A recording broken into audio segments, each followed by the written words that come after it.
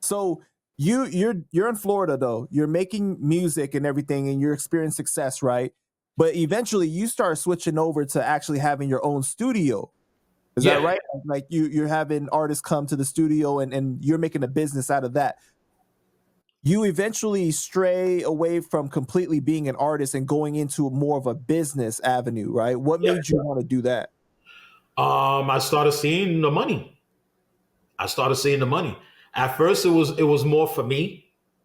Let's open up a recording studio and do it like this. That's how we ended up getting involved with Jerry Heller.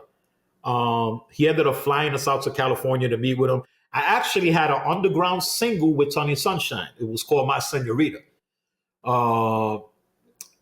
We got the record. You know what I'm saying? But I did a song with him. I think Joe got upset that Tony did the record with me. The one that took us to the studio, I went to New York to record this.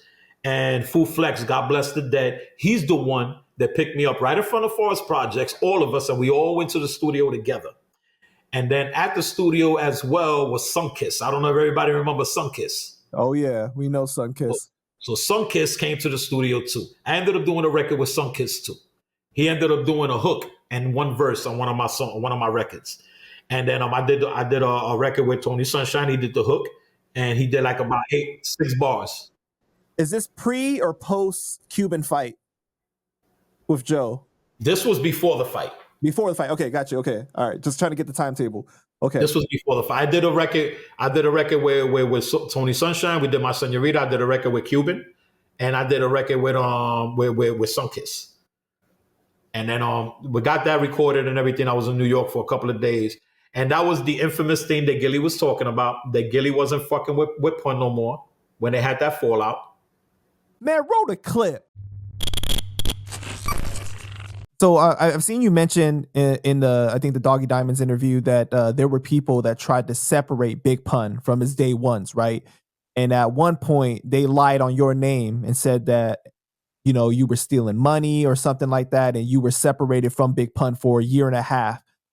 Who were the people that tried to separate you?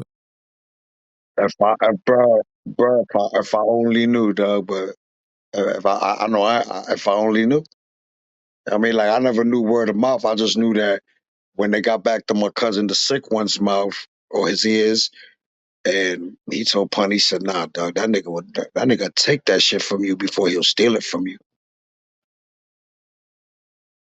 So he said, "Nah, that's not in his heart. He would never do that." So, you know, I guess Pun found out a whole year later who did take the money. And then when he saw me, he gave me $1,000, but I gave it to everybody that was helping me survive that during that time off I had with him. So, you know, when he came there, he gave me $1,000. He was like, "Yo, my bad." Fist bumped me. I fist bumped him. He grabbed my hand, gave me $1,000. And then I went and I gave everybody that was with me $100 a piece. I was about with like 7 dudes that held me down. So they were happy. They were happy that we squashed it. But I ain't never had no beef. Like, I ain't never robbed you, bro. Like, it's not my cup of tea, bro. I know how to starve, dog. Like, I don't need to. Like, again, bro, it goes back to the mind, bro. My brain ain't on it like that, dog. I'm transparent. I give gifts away. I help people. I fix things. I help people get better. I'm a fixer. He said it in your show. I ended up going to Pun's house. Didn't see Pun for a minute. It was a minute I didn't see Pun. I went to him and I told him, "Yo, what the fuck happened with my cousin?"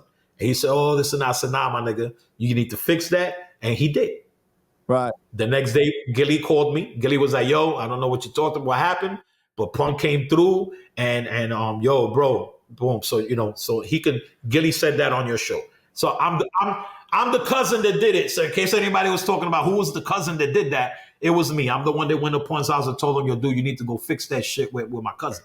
And Pun went and did that. He went and fixed it with my cousin. You know what I'm saying? But as in hate, jealousy, anything like that, that's never happened with me. With me, I just had an issue with people telling wrong stories. That's the only problem that I had. People were telling stories like of us, how we came up, how we did this, and it just wasn't true. They were fucking lies. They were capping like a motherfucker.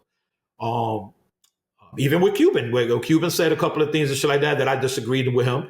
But you know, that's what brothers do. You disagree with each other and y'all come right back together. You know what I mean? Me and Cuban has always been like that through our whole relationship over 30 fucking years. You know what I mean? But I'm always there. He's always there.